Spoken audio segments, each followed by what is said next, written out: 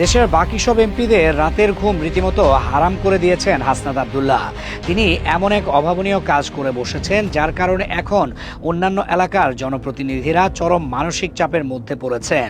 এতদিন ধরে আমাদের দেশের রাজনীতিতে একটি অলিখিত নিয়ম ছিল যে এমপি মানে এলাকার রাজা বা জমিদার। কালো কাচের দামি গাড়িতে ঘুরে বেড়ানো আর সাধারণ মানুষের ধরাছোঁয়ার বাইরে থাকাই ছিল তাদের প্রধান বৈশিষ্ট্য। কিন্তু হাসনাত আব্দুল্লাহ প্রমাণ করে দিয়েছেন যে এমপি কোনো রাজা নন, তিনি জনগণের করের টাকায় চলা সেবক মাত্র। তার এই একটি প্রমাণই অন্যান্য এমপিদের জন্য বিপদের কারণ হয়ে দাঁড়িয়েছে। কারণ এখন সারা দেশের মানুষ নিজেদের এলাকার এমপির কাছেও হাসনাত আব্দুল্লাহর মতো সাধারণ আচরণ এবং শতভাগ জবাবদিহিতা দাবি করছে। সম্প্রতি তিনি খুব সাধারণ একটি লাল জার্সি গায়ে দিয়ে ফেসবুক লাইভে আসেন। তার সামনে ছিল একটি ডিজিটাল বোর্ড এবং হাতে ছিল পেন্সিল। কোনো দামি পোশাক বা অহংকারী নেতার মতো তিনি কথা বলেননি, বরং একজন স্কুল শিক্ষকের মতো তিনি বোর্ডে লিখে সাধারণ মানুষকে বুঝিয়েছেন একজন এমপির আসল কাজ কি এবং জনগণের কি কি অধিকার আছে। এই লাইভটি 25,000-এরও বেশি মানুষ সরাসরি দেখেছেন। এই মানুষগুলো এখন খুব ভালোভাবে জেনে গেছেন যে সরকারি টাকা কিভাবে আসে এবং কোথায় খরচ করার কথা। ফলে এই সচেতন মানুষগুলোকে আর কোনোদিন বোকা বানিয়ে রাখা যাবে না বা তাদের দিয়ে নেতাদের পা চাটানো যাবে না।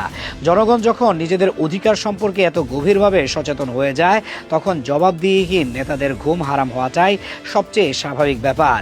অন্যান্য এমপিদের সবচেয়ে বড় ভয়ের কারণ হয়ে দাঁড়িয়েছে হাসনাত আব্দুল্লাহর খোলা জবাবদিহিতা নামের ফেসবুক পেজটি। এই পেজের মাধ্যমে তিনি তার এলাকার সমস্ত সরকারি অনুদান আর খরচের প্রতিদিনের হিসাব সাধারণ মানুষের জন্য একদম উন্মুক্ত করে দিয়েছেন। একটি রাস্তার জন্য সরকার থেকে কত টাকা বরাদ্দ হলো, সেখানে কত টাকার ইট বা বালু কেনা হলো এবং শ্রমিকদের কত টাকা মজুরি দেয়া হলো, তার পাই টু পাই হিসাব তিনি সরাসরি জনগণকে দিচ্ছেন। এই অভাবনীয় দৃশ্য দেখে দেশের অন্যান্য এলাকার ভোটাররাও এখন নড়ে চড়ে বসেছেন। তারা এখন নিজেদের এমপির কাছেও ঠিক একই রকম স্বচ্ছ হিসাব চাচ্ছেন। দশকের পর দশক ধরে যারা জবাবদিহিতা ছাড়া সরকারি টাকা ইচ্ছে মতো খরচ করতে অভ্যস্ত ছিলেন, তাদের কাছে সাধারণ মানুষের এই সরাসরি হিসাব চাওয়াটা এখন এক বিশাল আতঙ্কের বিষয় হয়ে দাঁড়িয়েছে।